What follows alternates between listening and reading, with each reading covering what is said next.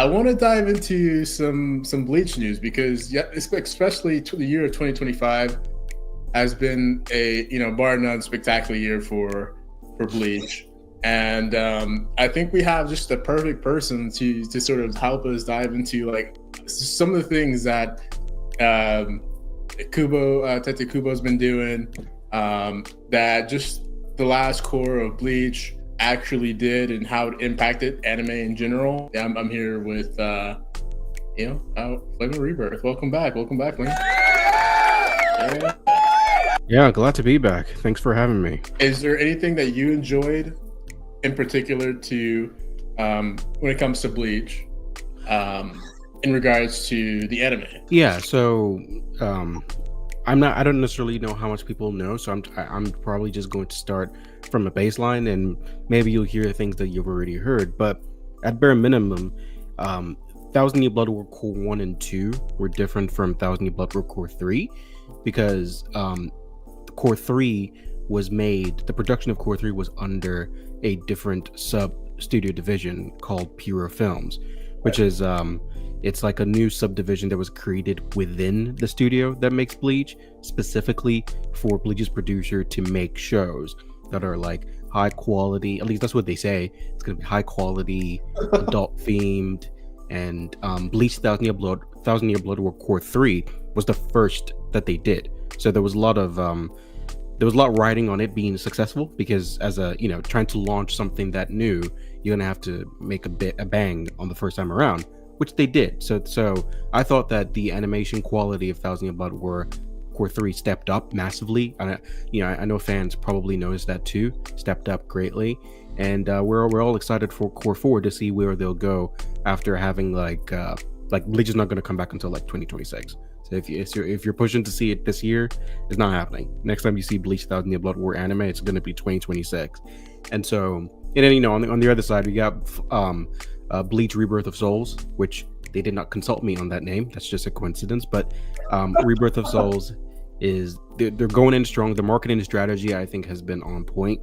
With every Monday you'll get a new character, and it keeps Bleach in the minds of everybody. They've been doing this for months now, just building to the release.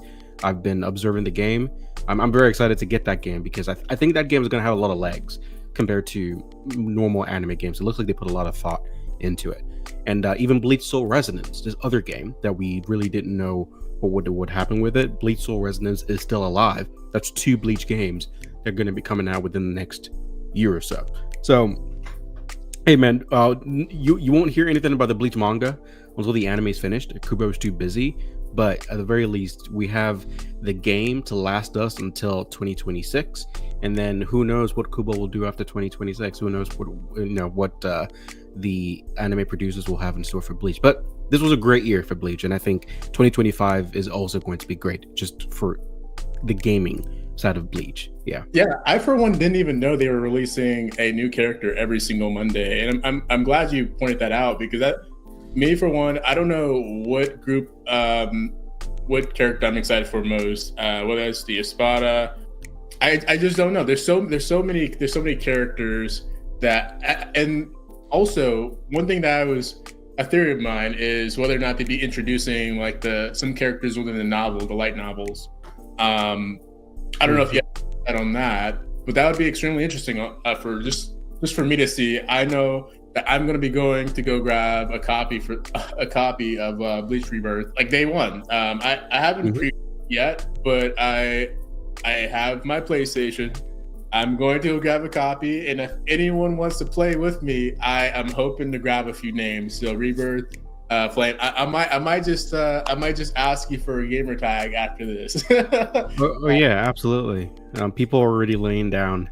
Who are already laying down challenges for me specifically. Like I slander Chad a lot, and there's some people who are specifically going to main Chad just to kick my ass using that character. So there's going to be a lot of receipts that are coming for this game. I'm excited. I know Chad's going to be nasty. I know he's going to be nasty. But imagine people using like Orihime to whip your ass. The line has to be drawn somewhere, man. Yeah, I mean, really? With these types of games, these 3D fighting games, is there really a line? because I already know I feel like this is going to be extremely big, like as big as the I don't know if you remember the Gundam games that used to come on like PlayStation or Xbox and PlayStation 2 back in the day, where basically like it'd just be like these random people coming on lines and they'd use like the weakest Gundams and they'd master them. Just like the Dragon Ball Z, the Dragon Ball Z Tekken, and is it Tenkaichi? Tenkaichi, right. Sparking Zero and whatever. Yeah, Sparking Zero, yeah. All those games, dude. They always do the same thing, but I feel like this is going to be like amazing, just sort of an amazing way to introduce people into the Bleach universe. And a great marketing opportunity just for Bleach as a whole. Like, I don't feel like people recognize how great and impactful Bleach really is, just to anime's success and just the understanding of anime and just the directions that anime can go. I feel like it's standing up there as one of the masterpieces up there. I also wanted to kind of go back a little bit, backtrack, because I remember you a bit hesitant on Core 3 before it started in terms of its animation. Do you have any constructive criticism in terms of pacing, its animation? We saw a lot of CGI used. I don't feel like it was quite as much as Core 2, maybe about the same. But in your opinion, what are some constructive criticisms that you might have? Yeah, and as somebody who's been championing Thousand Year Blood War overall, a lot of people want, I think, just to keep things even keeled, a lot of people who listen to me, they like to make sure they hear me. Like, you've got to have some negative things to say. It can't all be positives, which honestly I fully understand, because I'm such a champion of the Thousand Year Blood War anime direction. It's important that you have constructive criticism, otherwise like the value of your opinion goes down, because you have to be able to critique what you're watching. I would say that they definitely did a better job with the CGI, where in Mayuri's fight against Pernita, the hand was CGI in that moment, and we honestly let it slide. I didn't like that, but we let it slide because we were much more worried about Gerard Valkyrie being CGI. When he turns big, which he didn't, so we were able to avoid that. As far as criticisms of Thousand Year Blood War to me are concerned, I feel that in order for anime to be like extremely successful in this modern age, you need to have these certain types of episodes that almost transcend the medium, where it's just like, animation is the name of the game now. Unfortunately, we don't make the rules. The rules are made for us. Animation is the name of the game.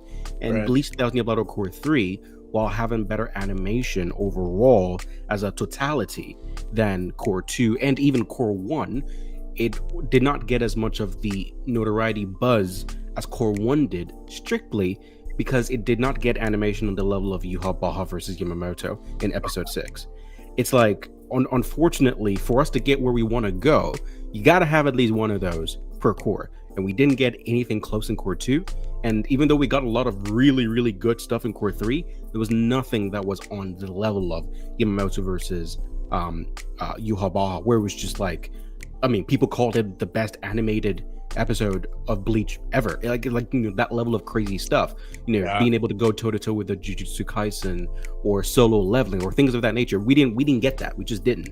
And so to me, if I was gonna have that criticism, I would say that was an opportunity missed, to not be able to get that one S tier. No C tiers. We got a lot of B tiers. We got a few A tiers, but no S tiers. And it depends on who you're talking to, because I now ask you right now, would you rather get like, I don't know, a couple S tiers, very few A tiers, and the rest are Bs? Or would you rather have your baseline be an A with like very little Bs, but no S's? Because eventually that's what it comes down to. The anime industry dictates that people want, if give me 2 S's and I'll take 2 C's if I can get 2 S's. Whereas somebody else might say, well, I don't want any C's, give me 2 B's, but instead of an S, give me 2 A's. Where do you stand on that? Because it just comes down to that. Yeah, I'd say, I don't know, because I would say I'd agree with you there. And I understand you're referring to just to episodes in general, because I understand people want those high impact moments, and I feel like, some studios that do this really well is like Ufotable, right? Mm-hmm. Where they have like a standard baseline of, let's say, they'll throw in a couple, let's say C's, maybe a D, right? But never an F. Maybe like a D plus or some C, maybe a few C's. But the majority of them are like A's, and then you have like 2 to 3 S's, and you're like, whoa, that's what they're capable of. But this for is for a 13 episode they core, right? If you do the math there, yeah, that's like 2 S's. That's you're down to 11, and then you can have 5 throwaway episodes, but as long as you get 2 S's, people will be happy. Which to me, as a fan, I'm like, no, this is a whole core. You got to give me consistency throughout. But the fact is, people would make that trade. I don't know. I'm yet to hear. I'm excited to hear what you think, but a lot of people would make that trade.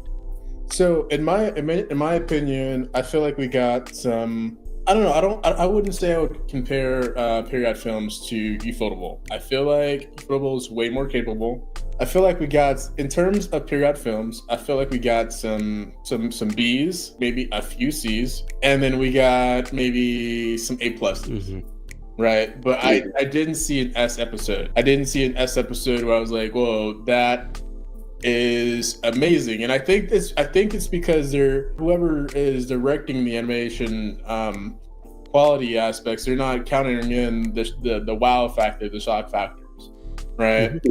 They're really leaning toward just making the overall anime seem consistent, give it longevity. They're going for longevity as opposed to the shock factor. I feel like that's more due to Bleach ending. However, I feel like because of the direction they're going, and I don't know if Period Films is proprietary to Bleach right now. I don't know if there's any confirmation on that, but I'm gonna say that it is, unless you know differently.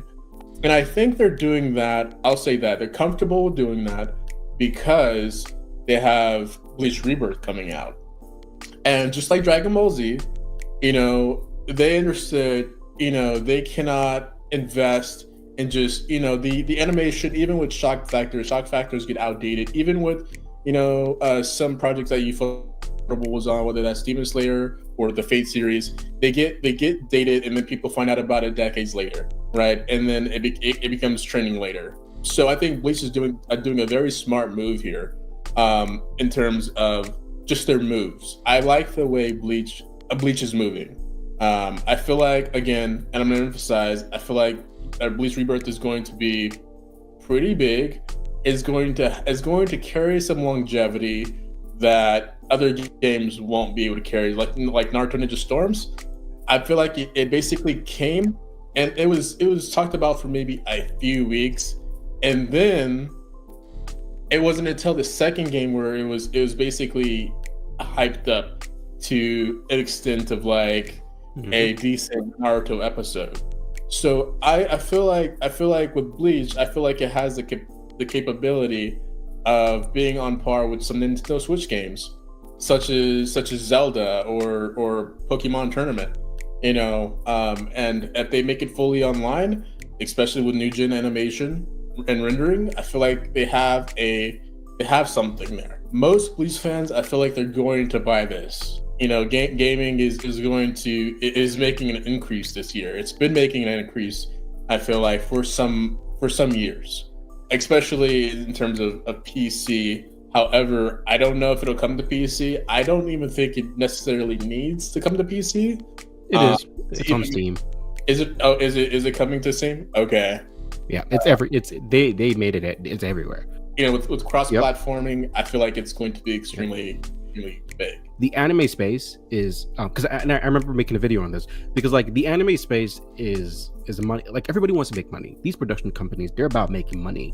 Shueisha is about selling manga volumes, and production studios like Studio Pierrot, they're about like companies paying them to air their ads during Bleach episodes, and then to make money off of selling DVDs and merch and selling like the licenses to like overseas so that it can be shown there. Like for Bleach Thousand Year Blood War, there was like a bidding war between Crunchyroll and Disney Plus and Disney, and Disney ended up outbidding Crunchyroll, which is why you're watching Bleach on Hulu and not Crunchyroll. Crunchyroll tried to get it, but Disney outbid them, and that's how they get their money, and it is a lot of money. However, I myself, I underestimated how lucrative the gaming industry is. It is massive. The amount of money that people make off of gaming is insane. Like, I've forgotten the exact number, but like, even if we were to like highball it, or I think it cost maybe $200,000, maybe $300,000 to make an anime episode, something like that. And you're making 12. Sure, that's like a few million. But like Bleach Rebirth of Souls is gonna sell $60 a pair. If it gets a million copies, that's like, that's 60 million right off the gate. That's like way more than anime studios will make off of making Bleach. That's way more than whatever like licenses fee. Like, it's a lot of money that we're talking about, which is why you can see that they're really trying to like put their foot down on making Bleach Rebirth of Souls have a good like setup. And the point you made with like Naruto and Ninja Storm, for example, I think that so much with gaming, I don't know a lot about gaming, but what I do know about anime gaming specifically, it has a lot to do with timing, and it has a lot to do with like reading the room and having your pulse on the temperature of the fandom. Because with Naruto Ninja Storm 4, for example, I think that sold the most of the Ninja Storm series. The reason why that sold as well as it did is because the anime hadn't animated Naruto versus Sasuke yet, and you would have been able to play Naruto versus Sasuke in story mode before it debuted in the anime, and a lot of people bought it just for that. And it was a good marketing move on their end. It wasn't planned. They just sort of like benefited from Pierrot having all this filler with the Naruto. That last arc had a ton of filler during that portion, and they benefited off of it to make some more money. Bleach is in a similar vein here, where it's not like you're gonna play something that we haven't played before, but it's been gone for so long, and people have been crying and waiting so patiently for Bleach to have a video game, that once it comes back and it looks like a decent video game that has good mechanics. If any one of these like communities that are like about difficulty, I've forgotten what we call them, but like the Fighter Z communities and the Tekken communities, where if they really care about like the skill level and the competition, if any of those communities pick it up, we're golden. Like, any of those guys, we're done. We are home safe, and you can expect like 2 to 3 more games. It's set. So I'm excited for this. I'm really interested to see what happens. I also think that they came out swinging. Like, they came out swinging with this game. It looks phenomenal. I think there's already like people on the list to be a part of future tournaments for Bleach Rebirth. But no, I think it's golden. I think they definitely have ways to expand. Just the rollout is very tactfully done. And then again, we haven't even included the Burn the Witch characters. There's so. I don't know if that'll happen. Don't hold your breath for that one, man. I don't know. I feel like I'm not gonna put anything past them. If it doesn't come out with this game, they always have the opportunity to do what you said the Naruto Storm games were doing. Basically say, hey, this is what we're going to introduce. We're going to introduce some theories that fans like, and we're going to put it in the games, and we're going to see how that does in the fan base. And if it works, we're going to apply it to future Bleach material. They could very well do that. And the fact that they even started the spinoff with Burn the Witch, they could dive into a whole nother franchise with this if they like. You make a good point there, because I don't know if you saw this with the latest video that they put out for Rebirth of Souls. They're including like these side stories, arcs that you can do for the characters in game. Like one where I think Orihime and Renji are tailing Rukia for something like I mean, I don't know if they would necessarily do this, but they've already laid the groundwork for having these like filler side story character arcs that you can play in the game. I mean, honestly, I would love for them to do it. I doubt that Kubo will let that happen, because he's like super protective of his IPs.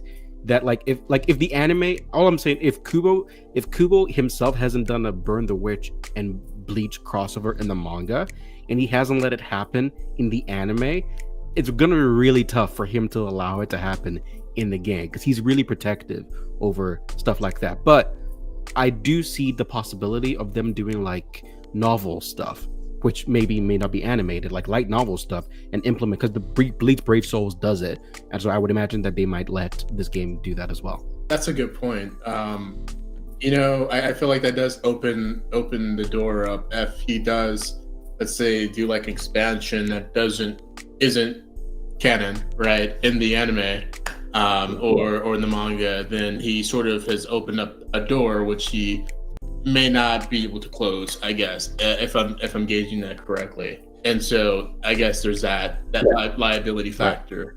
I don't know if they're going to continue on. I know you had some theories on whether we'd be getting a Hell arc. How are your thoughts on that? Are you feeling just as confident, more confident?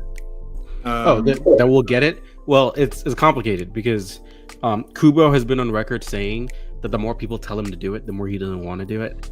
Like he's such a rebel with the way that he does everything. He's just like, no, the more you tell me you want it, the more I won't do it. I think at the bare minimum, I think most Bleach fans, it would do you good to like have this mindset.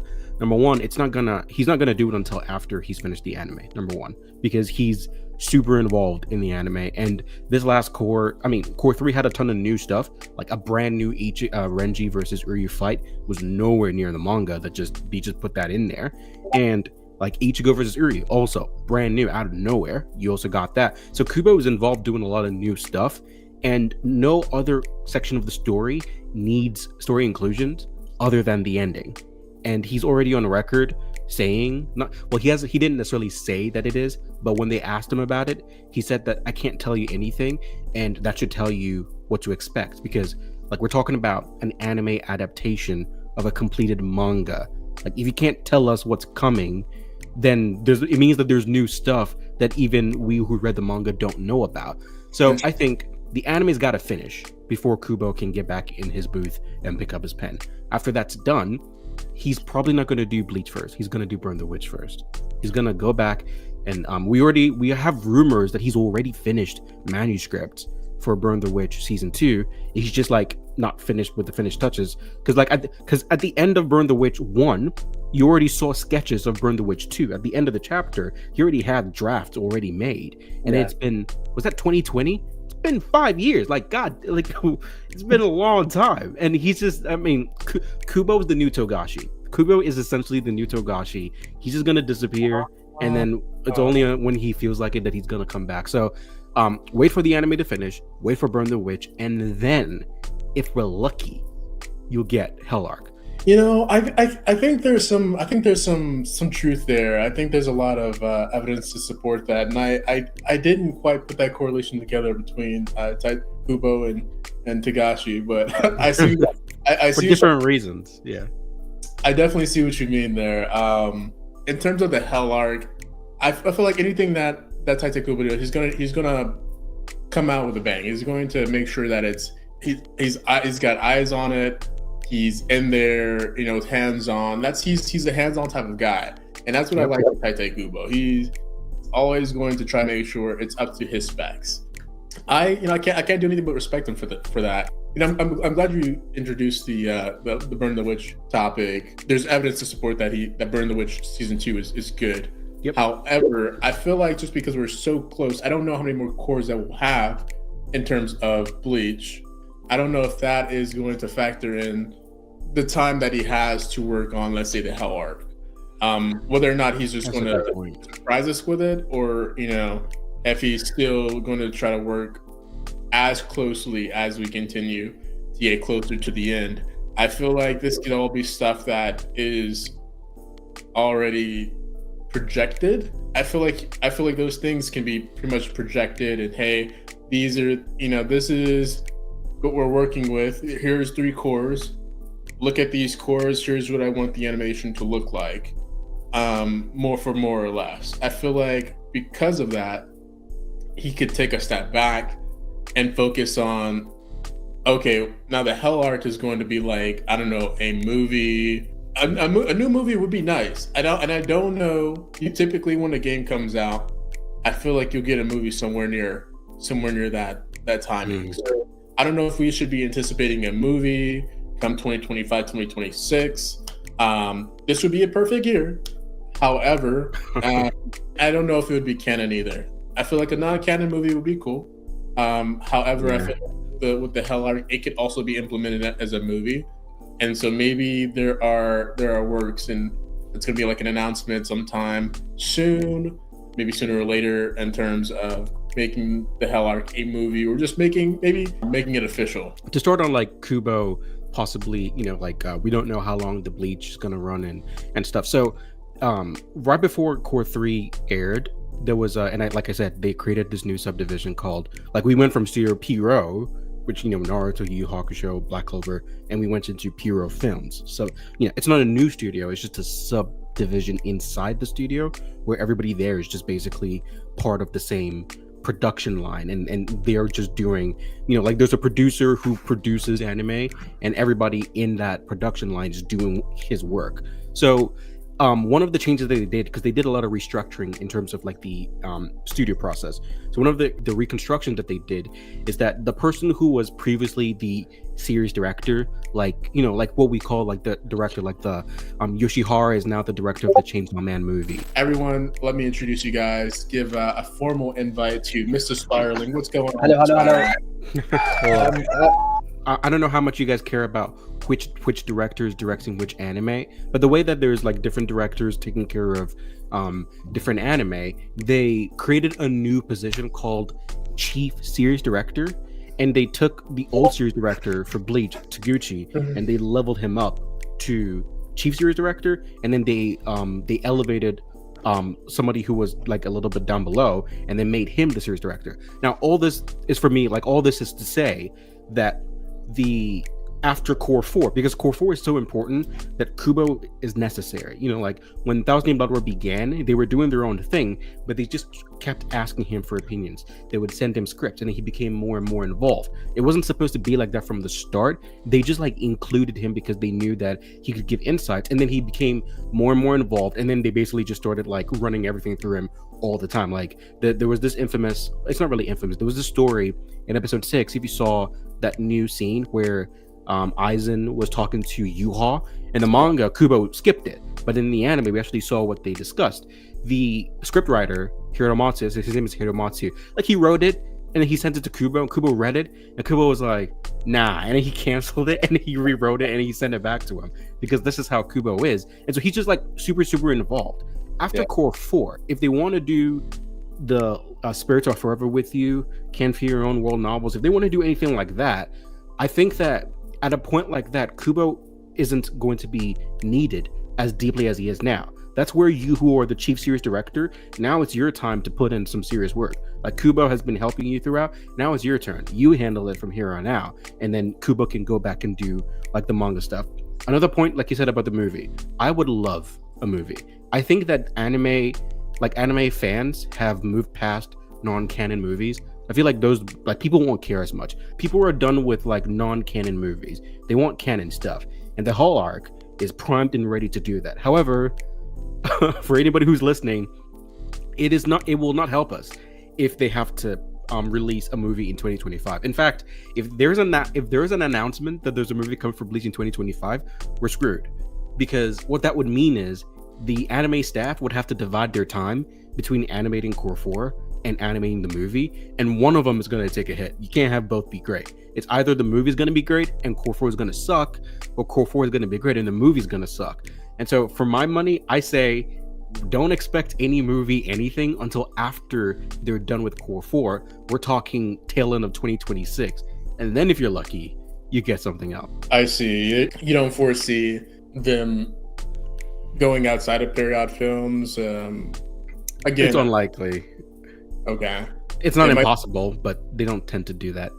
There's a sense of pride that they have in their own IPs that they don't want to pass off to another studio to get the praise. It's really tricky. That makes sense, and I feel like other series have did this as well. It's basically pick like a point in time to where it's basically off screen. I think Naruto did this as well with some of their movies, or they did like a few like extended movies. What they did is basically they picked a point in time to where it was between the manga and then canon material, and it was basically like, hey, like, this is the period of time that a lot of fans felt like there wasn't enough information here, right? So, but I think that Naruto did that in part because they failed. Like they sort of failed in that aspect where they just didn't include enough information. There were so many plot holes that fans were complaining, like, "Hey, there's a plot hole here and a plot hole there."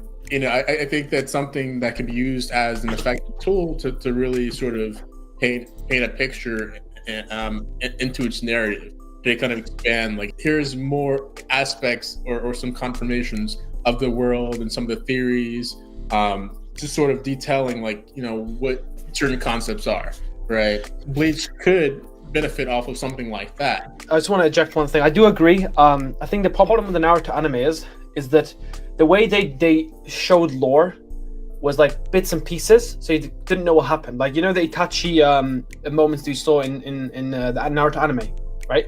When Naruto, we had like Itachi's little background. Most of that isn't shown properly because we mostly see that in the Itachi novels.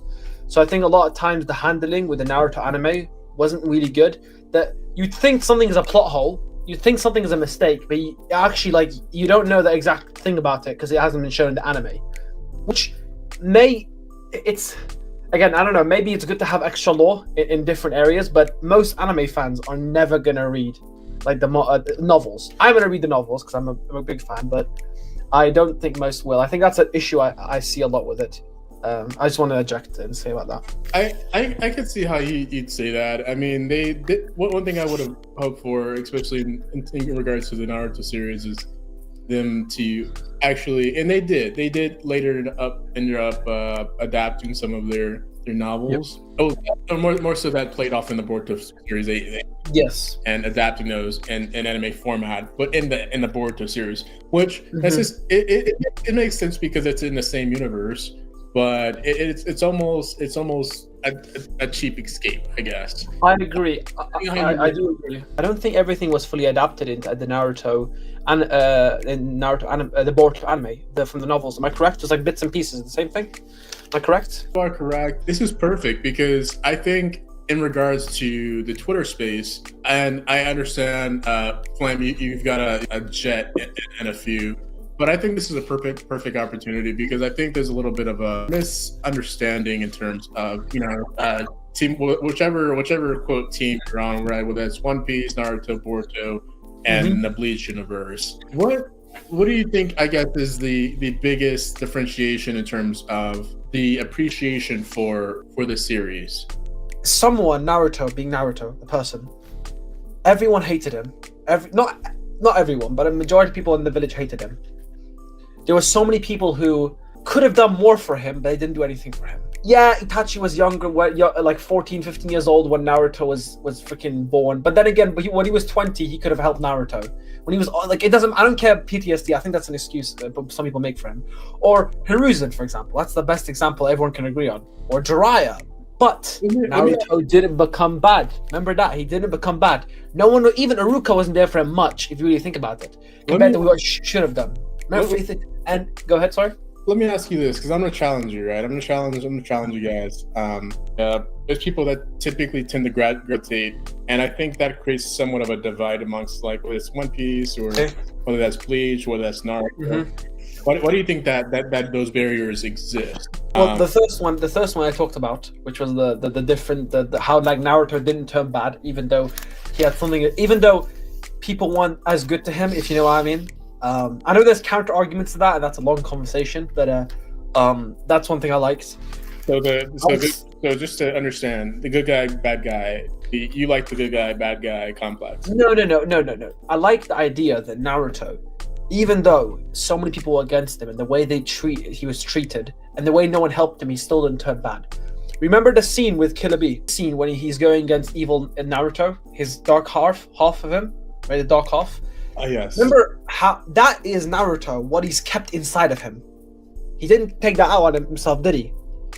No one was mind you, I think that scene they could have added more into that scene, I think. But either way, even though Naruto had so much bad things done to him, he still came back and still helped everyone.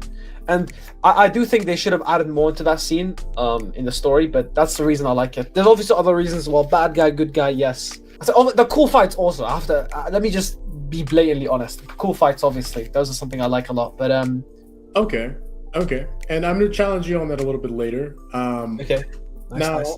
Now, I guess since you're back, I guess I'll reiterate the question to Flame. I think that Oda in One Piece, the selling point that appealed to me really was just the world that he created. Like, I'm so invested in the world of One Piece. Like Luffy's great. Forget Luffy, bro. Like, I want to read the newspaper. I want to read the newspaper. Like, red-haired Shanks did this to that, or Whitebeard made a move, and Blackbeard did this, and Big Mom did. I just want to hear the current events of the day. That's how great of a world that he's created, which I love.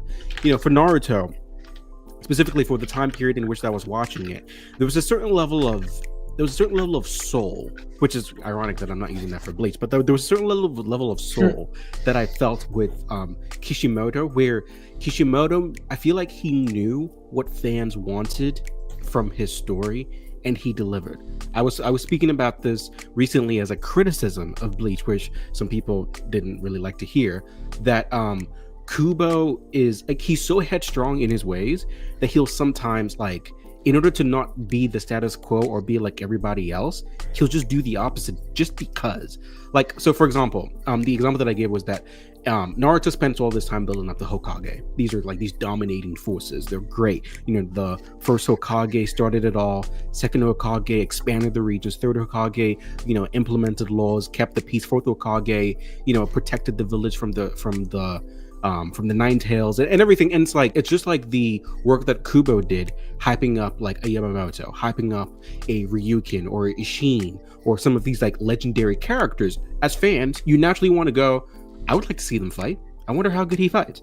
Here's the difference between Kubo and Kishimoto. Kishimoto says, I will give you a full flashback arc showing you the battle between Madara and Hashirama, in full, the totality of it. I'm going to show you how Hashirama beat Madara 1v2 with Madara having Kurama. He beat him.